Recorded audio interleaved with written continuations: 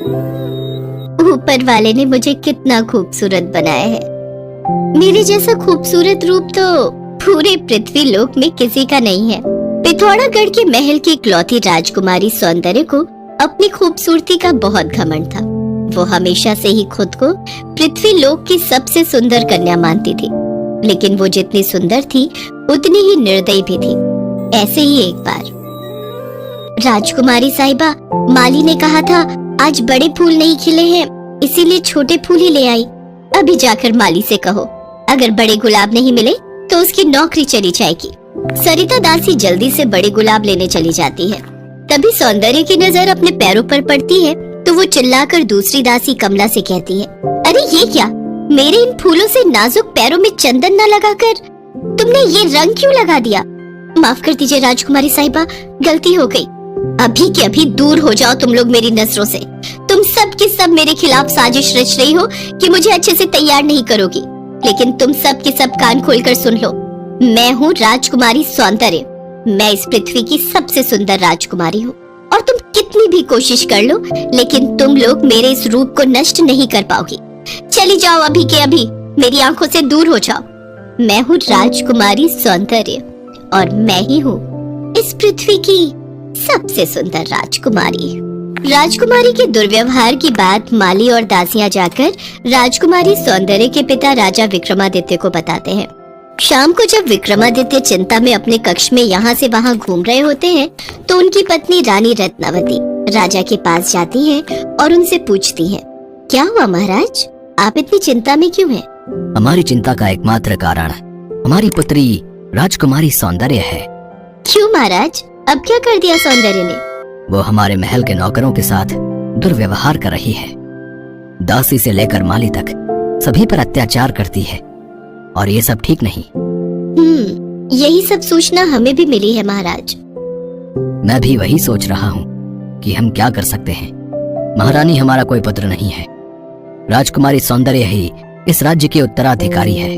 अगर वही प्रजा का दुख नहीं समझेगी, उन पर अत्याचार करेगी तो प्रजा विद्रोह कर उठेगी। तो इसका उपाय क्या है महाराज? यही सोचकर तो मैं चिंतित हूँ महारानी। मुझे लगता है इस विषय पर हमें कुलगुरु से राय लेनी चाहिए, वही हमें सही मार्गदर्शन दे सकते हैं। तुम बिल्कुल ठीक कह रही हो महारानी, वो सिद्ध पुरुष हैं। हमारी समस्या का समाधान उनके पास जरूर होगा। मैं कल ही उनके आश्रम जाकर उनसे मिलकर आता हूँ। अगले दिन राजा विक्रमादित्य कुलगुरु से मिलने उनके आश्रम जाते हैं। प्रणाम गुरुदेव। प्रणाम राजा साहब। आज इतनी दूर हमारे आश्रम में आने का कारण? गुरुदेव, मैं एक बहुत ही गंभीर समस्या में फंसा हुआ हूँ और आपके पास उस समस्या के समाधान के लिए आया हूँ। कैसी समस्या राजा साहब? फिर राजा अपनी सारी समस्या गुरुदेव को बताते हैं। गुरुदेव उनकी समस्या सुनकर कहते हैं, आपकी समस्या का समाधान मैं अभी किए देता हूँ राजा साहब। इसके बाद गुरुदेव अपनी शक्ति से एक मुखौटा प्रकट करते हैं और वो मुखौटा राजा साहब को देते हुए कहते हैं, ये लीजिए राजा साहब, ये मुखौटा रख लीजिए और रात को जब राजकुमारी सो जाए तो ये मुखौटा उसको पहना दीजिएगा। कुछ दिनों में उसको अपनी गलती का एहसास हो जाएगा। राजा वो मुखौटा अपने साथ ले जाता है। महल पहुंचकर वो सारी बात रानी को बताता है। छी छी, ये कितना कुरूप मुखौटा है, क्या मेरी बेटी इतनी कुरूप हो जाएगी? तुम गुरुदेव पर विश्वास रखो, सब ठीक हो जाएगा। रात को जब राजकुमारी सो जाती है तो राजा वो मुखौटा उसे पहना देते हैं। अगले दिन सुबह सरिता दासी राजकुमारी के लिए जूस लेकर उसके कमरे में आती है। राजकुमारी साहिबा, उठ जाइए, देखिए मैं आपके लिए जूस लाई हूँ। जैसे ही राजकुमारी सोकर उठती है तो सरिता दासी उसका कुरूप रूप देखकर डर जाती है और जोर जोर से चिल्लाने लगती है, छी छी छी, कितना कुरूप और डरावना चेहरा है ये। क्या बकवास कर रही हो? तुम्हारी इतनी हिम्मत कि हमें कुरूप कहो? अगर आपको हमारी बातों पर विश्वास नहीं तो आईने में खुद को देख लीजिए। मैं तो ये कुरूप चेहरा नहीं देख सकती, मैं तो चली यहाँ से।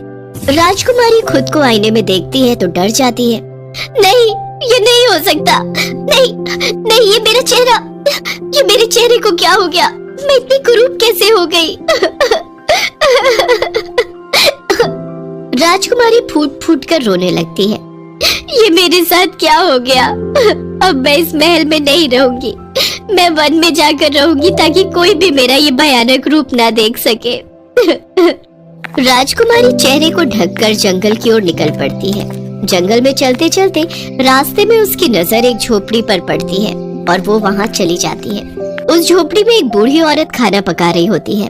तभी राजकुमारी जाकर उससे कहती है, क्या मुझे थोड़ा पानी मिलेगा? हाँ जरूर बेटा। कुछ देर बाद वो बूढ़ी औरत उसे पानी देते हुए कहती है, ये लो बेटा, लेकिन ये तो बताओ तुमने अपना चेहरा क्यों ढका हुआ है? जी मैं इस जंगल में राह भटक गई हूँ। तुम्हारा घर किधर है बेटा? मेरा कोई घर, कोई गांव नहीं है, कोई नहीं है मेरा। तू रो मत बेटा, अब से तू मेरे साथ ही रहना। आज से यही तेरा घर है। जंगल में रहकर राजकुमारी को कुदरत की खूबसूरती का एहसास होता है। ये पृथ्वी, ये फूल कितने सुंदर हैं और ये पक्षी कितना सुंदर गाना गा रहे हैं। सब कितने सुंदर हैं। बस एक मैं ही कुरूप हूँ, लेकिन ऊपर वाले का शुक्रिया। अगर उसने मुझे कुरूप नहीं बनाया होता तो मेरी तो पूरी जिंदगी उस महल की चार दीवारी में अपने रूप के अहंकार में ही गुजर गई होती और प्रकृति के इस असल सौंदर्य को मैं कभी पहचान ही नहीं पाती। तभी वहाँ एक पक्षी जिसे तीर लगा होता है वो राजकुमारी के पैरों में आकर गिरता है। हे भगवान, इस प्यारे से पक्षी को न जाने किसने चोट पहुँचाई। तुम्हें बहुत दर्द हो रहा होगा ना? तुम घबराओ मत, तुम्हें कुछ नहीं होगा। फिर वो धीरे से उस पक्षी से तीर बाहर निकालती है और उस पर जड़ी बूटी लगाकर उसे उड़ा देती है। तभी झाड़ियों के पीछे से राजकुमार आमिर, जिसने तीर चलाया था, ये सब देख रहा होता है। फिर वो राजकुमारी के पास जाता है और कहता है, कितनी दयालु और नेकदिल हो तुम, लेकिन तुमने अपना चेहरा क्यों ढका हुआ है? मैं अपना चेहरा किसी को नहीं दिखाती। अब मैं चलती हूँ। रात को भी राजकुमार आमिर को वो लड़की अपने सपने में दिखाई देती है और वो उठकर बैठ जाता है। न जाने कौन है वो लड़की। पता नहीं क्यों मेरा मन उसे देखने के लिए बेचैन हुआ जा रहा है। कल सुबह जाकर मुझे उस लड़की को ढूंढना ही होगा। अगले दिन राजकुमार फिर जंगल की ओर निकल पड़ता है। तभी उसकी नजर जंगल में बनी एक झोपड़ी पर जाती है। कोई है क्या भीतर? कौन है? कौन है? अरे ये तो वही राजकुमार है, लेकिन ये यहाँ क्यों आए हैं? जी क्या मुझे पीने के लिए पानी मिल सकता है? रुकिए मैं अभी लाई। क्या तुम यहीं रहती हो? हाँ। मैं सुबह से ही तुम्हारी खोज में था और अब जाकर तुम मुझे मिली हो। लेकिन क्यों? मैं तुम्हें पसंद करने लगा हूँ और तुम्हें अपनी रानी बनाकर अपने राज्य ले जाना चाहता हूँ। लेकिन ये असंभव है। आप मेरा कुरूप रूप देखेंगे तो डर जाएंगे। अरे किसने कहा कि तुम कुरूप हो? इंसान की सुंदरता तो उसके मन से होती है और तुम्हारा मन तो बहुत खूबसूरत है। तुम्हारे बाहरी रूप से मुझे कोई लेना देना नहीं। अब मैं चाहता हूँ कि तुम अपना ये घूंघट हटा लो। मैं तुम्हें एक बार देखना चाहता हूँ। तभी राजकुमारी अपना घूंघट उठाती है। वाह, कितना सुंदर रूप पाया है। क्या तुम सचमुच नहीं जानती कि तुम कितनी खूबसूरत हो? इसके बाद राजकुमार तालाब के किनारे ले जाकर उसको उसका चेहरा दिखाता है। मेरा चेहरा लौट आया, मेरा रूप लौट आया। आपका बहुत बहुत धन्यवाद राजकुमार। आपकी वजह से ही मैं श्राप मुक्त हो पाई हूँ। अपने रूप के अहंकार के कारण ही मुझे ये सजा मिली थी, लेकिन अब मैं अपने राज्य जाकर सबसे माफी मांगना चाहती हूँ। क्या आप मुझे मेरे राज्य ले चलेंगे?